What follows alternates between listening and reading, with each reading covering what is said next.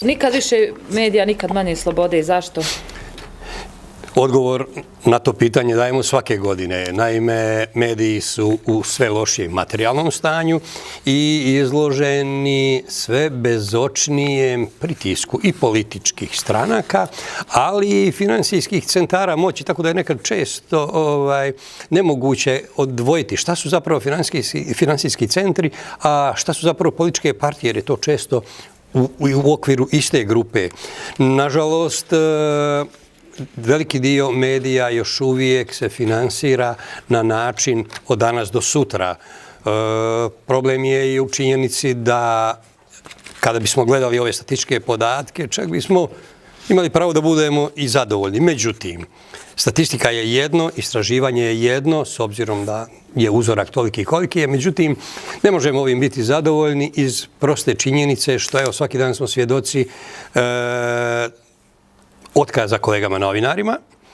Svjedoci smo prijetnji, a svjedoci smo i nadasve licemjernih izjava političara koji se odjednom sjetili da nam čestitaju Dan slobode medija, a arhiva je prepuna njihovih ispada i prijetnji i vrijeđanja novinara. Prema tome, ovo istraživanje koje danas prezentiramo, a odnosi se na prošlu godinu, ne daje nam nimalo nade za optimizam i ne daje nam nimalo onoga čega bismo mi trebali se držimo kao nekoga uporišta da bi nam bilo bolje.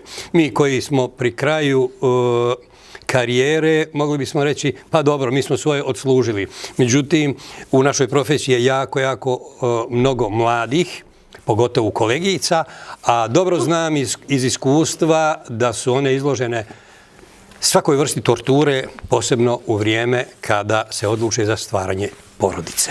Evo šta poduzeti da se stanje popravi? Pa sad bi to izgledalo neka vrsta pameta. Ovih danas smo bili svjedoci kako su se generalno sindikati u Bosni i Hercegovini obrukali.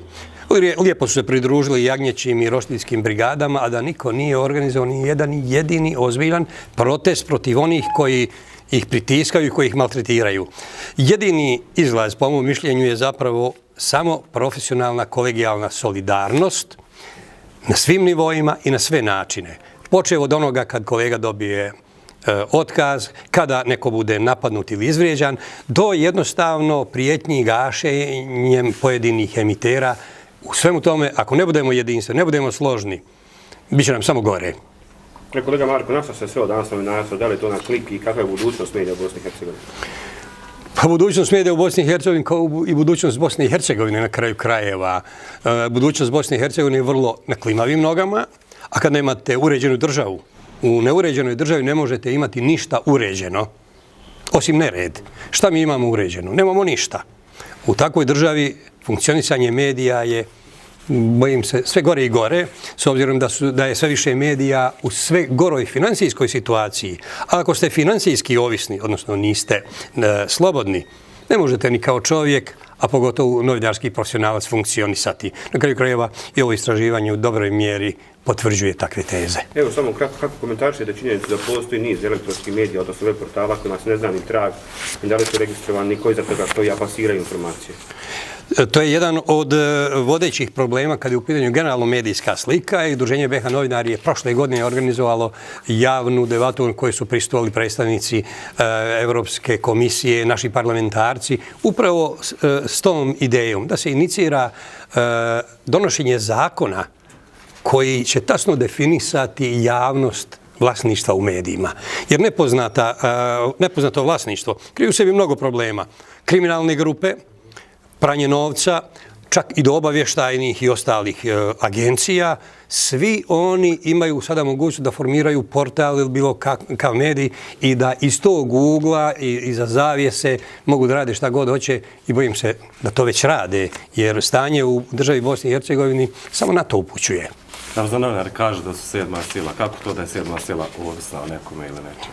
Znate, svaka sila može ovisiti samo o sebi. Međutim, ovo što mi imamo, epitet sila, nekako mi je smiješan.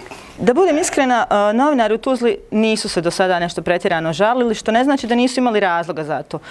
Činjenica da smo inertni, da smo se na neki način svikli da je to naše standardno profesionalno okruženje, dovodi do zaista velikog problema, do činjenice da smo mi navikli tako raditi, da nam je to sasvim ok, što je definitivno problem.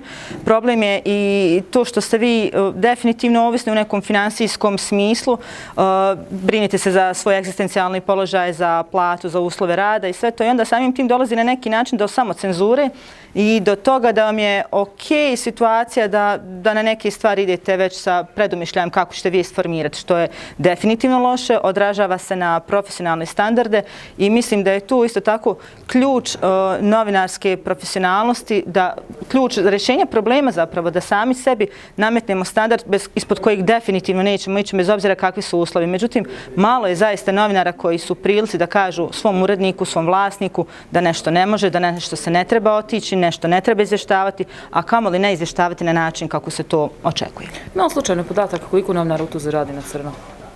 Na crno? Pa veći je problem koliko novinara je zapravo prijavljeno. Mislim da je to jako mali broj, da je to porazan broj. Činjenica je i druga jedna stvar, da se novinarstvo misli da može se baviti svako, što definitivno degradira profesiju i dovodi do toga da vi u javnosti imate percepciju da je novinar neko ko je šarlatan, ko definitivno laže, koga treba malo s vremena na vrijeme i fizički napasti i pokazati mu kako stvari stoje i samim tim degradiramo svoju profesiju koja je definitivno časna, poštena i nije za svakoga.